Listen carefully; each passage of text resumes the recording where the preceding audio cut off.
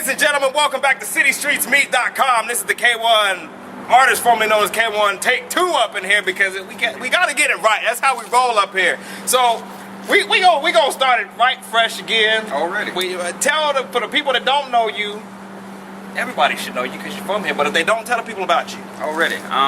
So like my man said, I'm artist formerly known as K1. I now go by just the letter K. You might remember me from the past single ICT Anthem, which earned me my nickname Mr. ICT, as well as my second single I'm Hot, which was probably one of the biggest records to ever come from this city. Right on, right on. So now, tell the people, getting right into it, where's Mr. K been? Tell the people where you been at. Well, you know, I've been in and out of the city, but you know, now I got a crib out there on the East Coast, inside of Delaware, right outside of Philadelphia. I've been, you know, basically back and forth from there and here, up in New York, out in LA, and up in Toronto, where my team is at. You know, working on this music, man, trying to perfect my sound and you know, make sure that I do the hometown proud. Right on, right on. So I asked you a question earlier, so now I'm gonna go right back into that question because you got at it candidly. You from here? You're from the city of Wichita, Kansas. A lot of people talk about the struggles as an artist. Okay. Right back into it. You didn't struggle. So talk to me about, you know what I'm saying, coming up 93.9. What made you so successful out of Wichita? Yeah, you know, I was fortunate enough to not have to deal with some of the same struggles as other artists. You know, it was a blessing. A lot of it too was just the hard work though that we put in at that time. You know, we were very serious about like our marketing. We were very serious about having like street teams. You know, and making sure that it was music, you know, music for the people at the end of the day, and growing the fan base. Because at the end of the day, that's who it's really all about. You know, I really didn't come into this game with any expectations of any sort. Like, it was more like, yo, let me earn what I'm trying to do, or let me do what I know I can do. And like I said, I didn't have any expectations, but I also knew very much what I was capable of, and so I just worked really hard. You know what I'm saying? Right and I think at the end of the day, hard work pays off. Right on.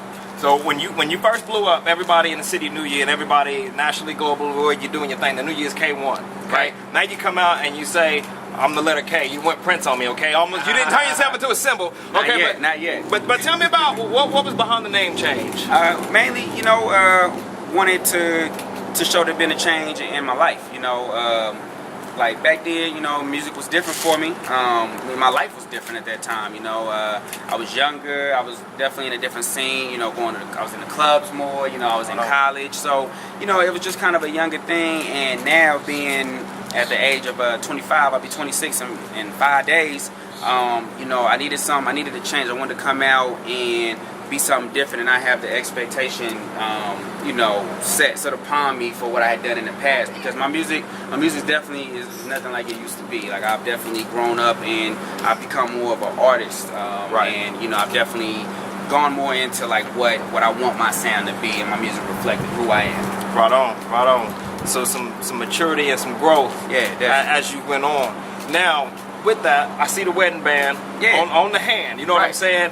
Tell me how you balance. All right, here goes my my in-depth Geraldo moment. Okay, tell me how you as a family man now, you balancing being an artist, and now you balancing being a family man. How does that work? Yeah, you know, it definitely takes a lot of patience. You know, I say both ends, but really more on her end. You know, obviously, because there's a lot that comes with this game, with this industry. Right.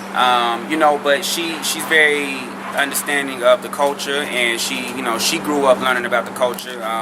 You know, special thanks to her brother K Will for that, because it definitely makes my job a lot easier. You know, but she definitely knows at the end of the day, everything I'm doing is for her and for my daughter Paris. So, you know, she definitely understands that it you know, it's a lot of hard work, a lot of sacrifice, but it's all for a huge payoff. Right on, right on. So it's your daughter Paris? Yeah, my daughter Paris. She got an album coming out soon. Honestly, she tries to sing. She tries to sing right now. Like, she just turned 1 on the 22nd, and you know, we'll be in the car driving, and when the hook come in, she'll already be on the melody. What it is, she can't talk, but she'll be right on melody with it. So I think she might be something. I don't know. I'm gonna let her decide that though. Right on, right on. I like that. I like that. So let me ask you this. Okay, you've been all over. Okay, you've been all over the United States. You've been all over everywhere. Yeah. Talk to me about what's different about Wichita as compared to when you go other places? Is the scene different?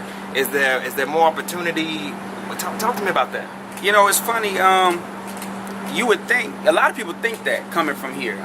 But you know, when I had moved out to the East Coast, you know, like the local scene is very similar. You know, you'll have cats that are good, you know, and then you have cats that aren't good, and that's really everywhere. You know, it's not, people think, oh, you know, I bet if I go to, like, you know, a borough in New York somewhere, that, oh, everybody's rapping or everybody's spitting and they dope, but that's not the case. Like, everybody's not good, and a lot of it is still, you know, who works the hardest. There's some cats that aren't good, but they get more notoriety and more fame because they work harder than the next man, you know. So, you know, just like they say back in the day, you know, everybody always use that theory. You know, there's a guy, you know, who balls at the park that's better than Jordan, you know, something like that, you know what I'm saying? But he might not have worked as hard as Jordan did to get where he got, you know what I'm saying? Right.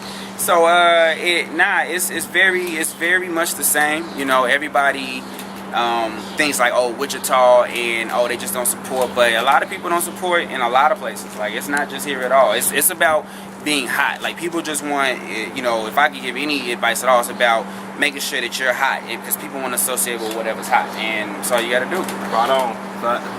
I'm hot. I had to do it again. So before we get you out of here, tell the people any upcoming projects you dropping. What you doing? Definitely. Matter of fact, just this weekend, later this week, we're gonna release my first single. It's called Royale with Cheese. It'll be on the radio.